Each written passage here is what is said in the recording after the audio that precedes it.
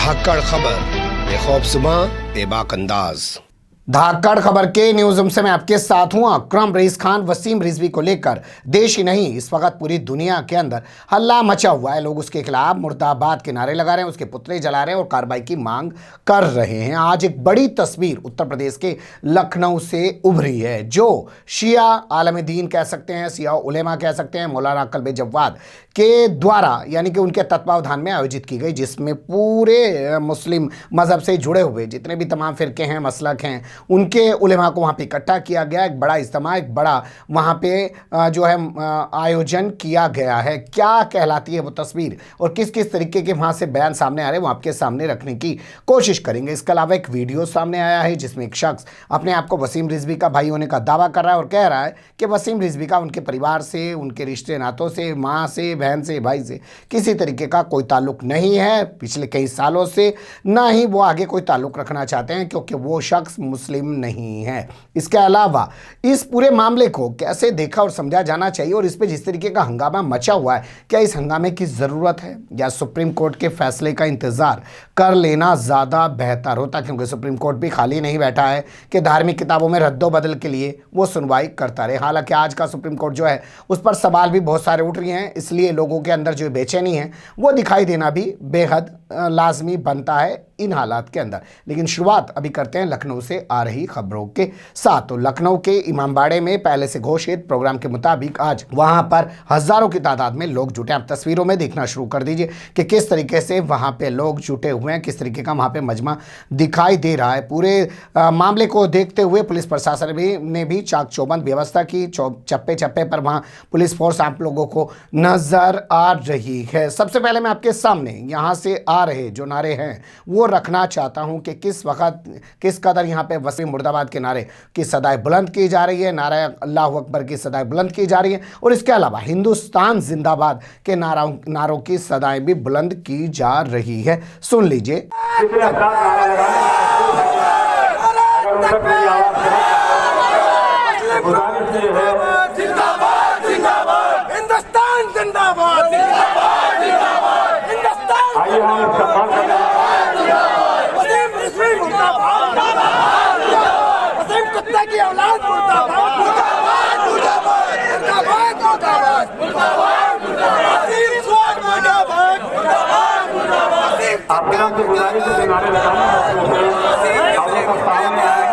अब इसके बाद मैं आपके सामने मंच से जो एक नारा उछाला गया है, एक नारा दिया गया है, हालांकि उछाला जाना गलत होगा, एक नारा जो तय किया गया और जिसको वहां से बुलवाया गया वो मैं आपके सामने रखना चाहता हूं, वो देख लीजिए।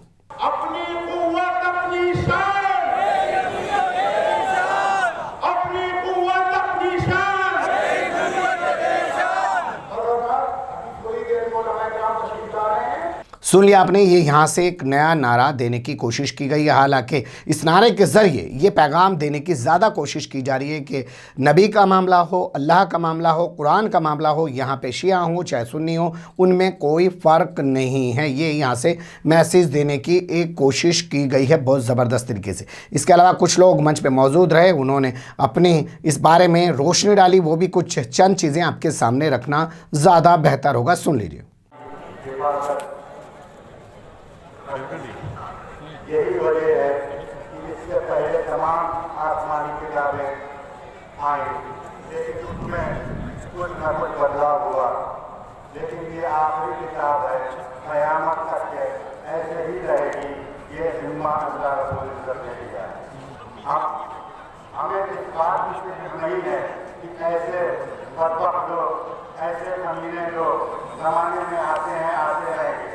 ऐसे करोड़ों लोग भी मिल जाए तो कुरान पाक को हमारे न एक दफा हटेगा न इसमें रहेगा। आप मेरे विज्ञान छब्बीस आया तैयार हो जाए, चाहे अपने हमारे सुन लीजिए।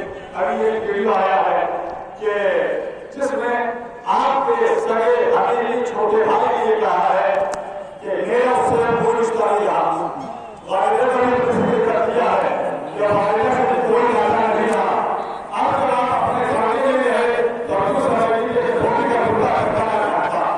आप कहीं में नहीं है, आप इंसान नहीं, मुसलमान नहीं, बल्कि आप शरीफों की तारीफ में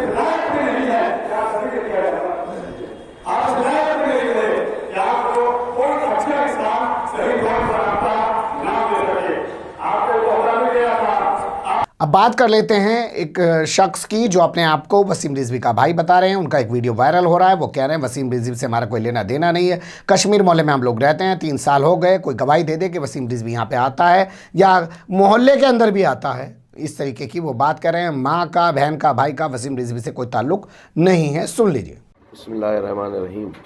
मैं एक ऐलान कर रहा हूँ कि सैयद वसीम रिजवी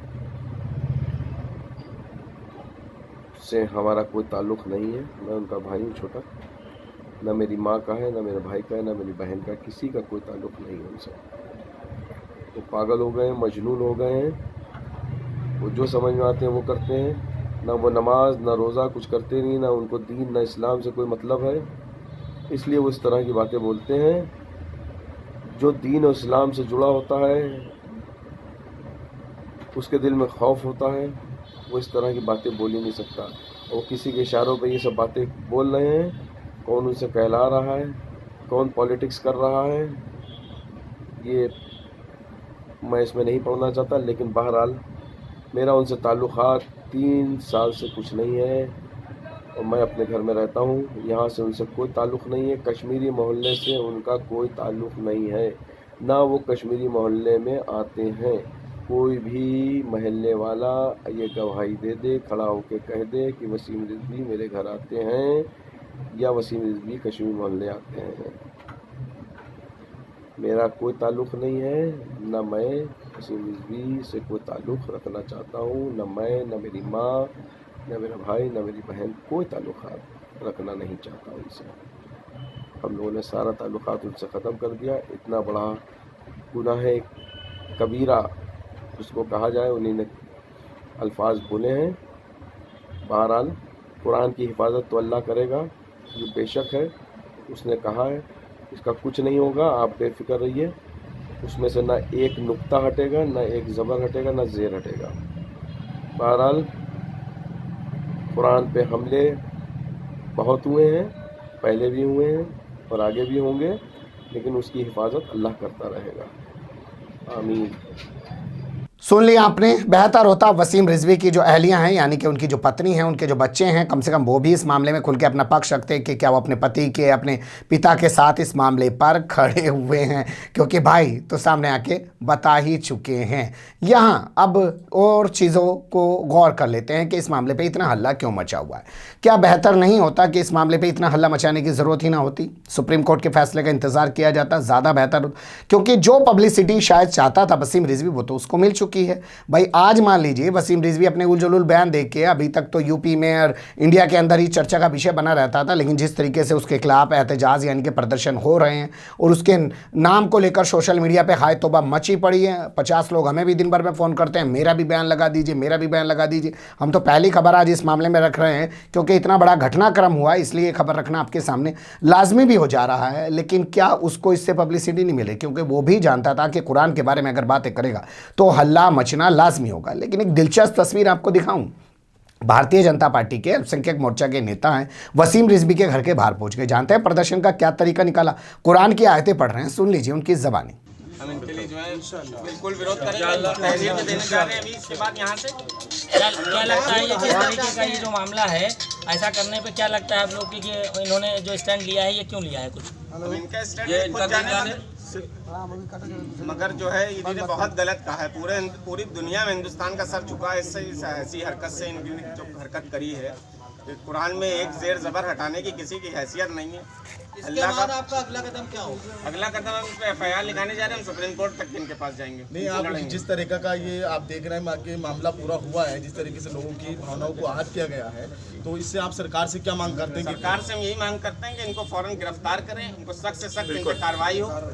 ये कहाँ से इसको फंडिंग हो रही है, कहाँ से प्रेरणा मिल रही है जो सब भड़काऊ भाषा? अब इसको जहाँ से भी मिल रही है, मगर ये बहुत गलत हरकत इन्होंने करी है। पूरी दुनिया में जो है हिंदुस्तान का सर झुकाने का काम कर रहा है। आज आप लोग यहाँ विरोध दर्ज करा रहे हैं, इसके बाद भी और इससे बड़ा कदम उठाएंगे? हाँ, इससे बड़ा भी हम लोग कदम उठाएंगे। अगर अभी कार्रवाई इन पर नहीं होती है तो इससे आगे चल रही है। इन्नल्लज़ीना कफ़रू सवाउन अलैहिम अअन्ज़रतहुम अम लम तुनज़िरहुम ला युमिनून ख़तमल्लाहु अला क़ुलूबिहिम व अला समइहिम व अला अबसारिहिम गशाबतुन वलहुम अज़ाबुन अज़ीम व मिनन नासि मन यक़ूलु आमन्ना बिल्लाहि व बिल यौमिल आखिर व मा हुम बिमुमिनीन। सुन लिया, ये भाजपा के नेता हैं, बड़े ही भाजपा हों, लेकिन जब बात कुरान की आई तो कुरान की आयतें पढ़ के वसीम रिजवी के खिलाफ प्रोटेस्ट कर रहे हैं। आप तो सत्ता में बैठे हैं, आपको क्या ये करने की ज़रूरत थी? अपनी सरकार से डिमांड करते, उठा के उसको जेल में डलवा देते, उसके खिलाफ मुकदमा लगवा देते। ये करना चाहिए था। ये काम तो विपक्ष के लोगों का है, क्योंकि आपकी सरकार तो सुनती नहीं है। चाहे किसान प्रोटेस्ट कर रहे हो, चाहे शाहीन बाग वाले प्रोटेस्ट कर रहे हो, चाहे कोई और लोग नौकरी के नाम पर दिल्ली में बैठे हुए जो युवा है NSUI के नेतृत्व में जो प्रदर्शन कर रहे हैं वो कर रहे हो। आपको तो कार्रवाई करवा के दिखवाना चाहिए था, ना कि आप जाके कुरान की आयतें उसके घर के बाहर पढ़ के दिखाते कि देखिए मैं पढ़े ही भाजपा में हूँ, लेकिन मुझे भी कुरान पढ़ना आता है, मैं भी कुरान की आयतें पढ़ रहा हूँ। यहाँ ये सवाल उठाना क्या लाजमी नहीं है? लेकिन आखिर में फिर यही कहेंगे कि जिस तरीके से पूरे मामले पर हंगामा आ रही है वो भी बहुत सारे सवालों को जन्म देती है। इंतज़ार कम से कम करना चाहिए था सुप्रीम कोर्ट का। और दूसरी, क्या ये ना माना जाए कि सुप्रीम कोर्ट में एक पिटीशन चली गई है, वहाँ पे सुनवाई होने से पहले ही बाहर एक माहौल बनाने की कोशिश की जा रही है? ये भी एक चीज़ हो सकती है, क्योंकि आज तक तो कुरान को लेकर कोई ऐसी चीज़ें सामने आई नहीं है कि कोई इस तरीके से किसी अदालत में कहीं पहुँच गया हो। अगल बगल के मुल्कों के हालात भी हम देख ही रहे हैं। क्या इंतज़ार नहीं किया जाना चाहिए था? क्या इससे वसीम रिजवी को फ़ायदा नहीं पहुंच रहा है, या उन लोगों को फ़ायदा नहीं पहुंच रहा है जो पूरे मामले पर नज़र बनाए हुए हैं और शायद उन्हीं के कहने पे वसीम रिजवी सब कुछ करता जा रहा है, एक के बाद एक। लेकिन यहाँ ये कहना ठीक होगा जो मौलाना अकल बेजवाद ने कहा है कि अब इसकी बदतमीजियाँ और बर्दाश्त नहीं की जानी चाहिए, इसके खिलाफ आवाज़ उठनी चाहिए। वो भी सुन लीजिए। तो कुरान मजीद का मामला है, कुरान के ऊपर हर मुसलमान का ईमान है, चाहे वो किसी मसले से ताल्लुक रखता हो। लिहाजा इसके खिलाफ आवाज बुलंद करना पूरे हिंदुस्तान में बहुत ज्यादा जरूरी है। इसको बिल्कुल अब छूट नहीं मिलना चाहिए। बहुत छूट मिल गई, इसको बहुत खामोशी हो गई इसके सिलसिले में। सिटी ऑडिट की हिम्मतें बढ़ती जा रही है, जो इसकी सरपरस्ती कर रहे हैं कट्टरपंथी, उनकी भी हिम्मतें बढ़ रही है। लिहाजा इन सबकी हिम्मतों को तोड़ने के लिए बहुत अजीम शान पैमाने पर जलसा होना चाहिए, मुनाम तरीके पर, और बिल्कुल कॉन्स्टिट्यूशन के अंदर जलसा होना चाहिए। और हमको अपनी पूरी ताकत का और कुरान के ऊपर ईमान का हमको सबको ऐलान होना चाहिए, और हम ऐलान कर दें कि इसको गिरफ्तार किया जाए, फौरन गिरफ्तार किया जाए। और अगर इसे गिरफ्तार नहीं किया और खुदा न खास्ता हिंदुस्तान में कुछ तो खून हुआ, तो जहां ये जिम्मेदार होगा वहां हुकूमत भी जिम्मेदार होगी। सुन लिया आपने। खबर ज़्यादा लंबी नहीं करते हैं, तमाम चीज़ें आपके सामने समेट के रखने की कोशिश की। एक व्यू जो है ओवरऑल जो निकल के आता है वो आपको दिखाने बताने की कोशिश की। कोई गड़ना मड़ना नहीं है, आपकी जो इच्छा हो, आपको जो अच्छा लगे वो बोलिए, जो ना अच्छा लगे वो ना बोलिए। 2 मिनट में हल्ला किसी बात पे मचाइए और 2 मिनट में किसी बात पे खामोश हो जाइए, लेकिन कभी तो गंभीरता लाइए और चीज़ों को गंभीरता से सोचिए और समझिए। देखिए ना, सिखों को डायलिसिस के लिए एक पूरा यूनिट खोल दिया, पूरे इंडिया के सबसे बड़ा। मुसलमानों को भी कभी शर्म आती है क्या इस तरीके की? कोई बने रहेगा धाकड़ खबर के साथ। फिलहाल कमेंट्स के रूप में आप लोग अपनी राय दे सकते हैं, खबर को लाइक कर सकते हैं, चैनल को सब्सक्राइब कर सकते हैं, ज़्यादा से ज़्यादा हमारी खबरों को शेयर कर सकते हैं। फिर ऐसे ही किसी सुलगते हुए मुद्दे लेकर मैं आपके सामने हूँगा हाजिर। फिलहाल अभी मुझे दें इजाज़त।